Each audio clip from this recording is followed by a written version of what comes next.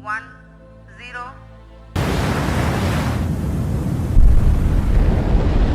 जमीन पर बैठे साइंटिस्ट के स्क्रीन्स पर सब कुछ परफेक्ट लग रहा है, लेकिन अर्थ के एटमॉस्फेयर के बाहर जाते ही एक ऐसी इनविजिबल बैटल शुरू होती है जो हमें दिखती नहीं।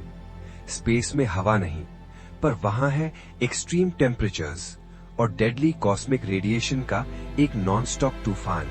Rays are by far the most energetic particles that we know to exist in the universe. And when things with very high energy, no matter how small they are, impact something else, they deposit that energy, right? And so cosmic rays can be very dangerous. अगर आप अपने high and gaming PC या Apple MacBook का processor निकालकर एक rocket में लगा दें, स्पेस की रेडिएशन उसे 5 मिनट के अंदर फ्राई कर देगी। पूरा मिशन फेल, हजारों करोड़ का नुकसान। एक रॉकेट को स्पेस में सर्वाइव करने के लिए सिर्फ फ्यूल या ब्रूट फोर्स नहीं चाहिए, उसे चाहिए एक ऐसी इंडिस्ट्रक्टिबल ब्रेन जो कभी फ्रीज ना हो, कभी क्रैश ना हो, कभी फेल ना हो।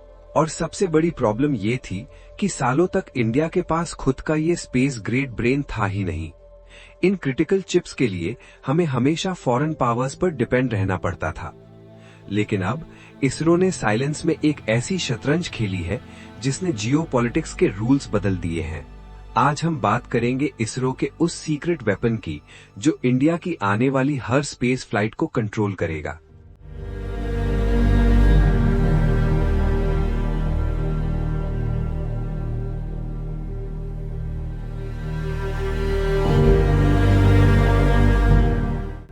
इस गेम को समझने के लिए पहले स्पेस की ब्रूटल रियलिटी को समझना पड़ेगा।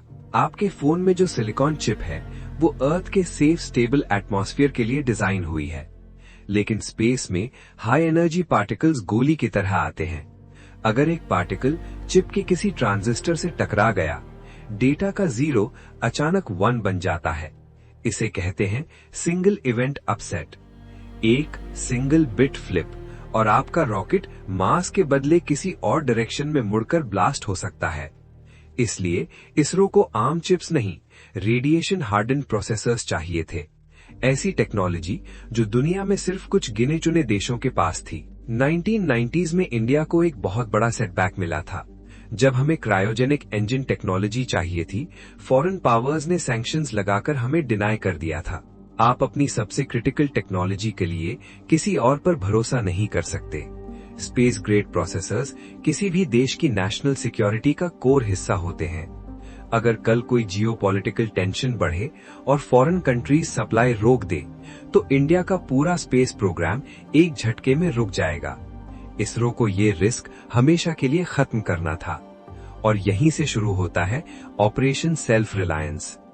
इसरो के इंजीनियर्स ने डिसाइड किया, स्क्रैच से अपना खुद का माइक्रो प्रोसेसर डिजाइन करेंगे, एक ऐसा ब्रेन जो प्योरली इंडियन सॉइल पर बनाएंगे। इस प्रोजेक्ट का नतीजा था द विक्रम प्रोसेसर। विक्रम साराभाई के नाम पर रखा गया ये चिप इसरो का पहला in house designed space grade brain. नाविक नेविगेशन सैटेलाइट से लेकर आने वाले डीप स्पेस मिशंस तक ये चिप अब हार्डवेयर और सॉफ्टवेयर दोनों लेवल पर इसरो के कंप्लीट कंट्रोल में है। अब कोई सप्लाई चेन इंडिया का रास्ता नहीं रोक सकती।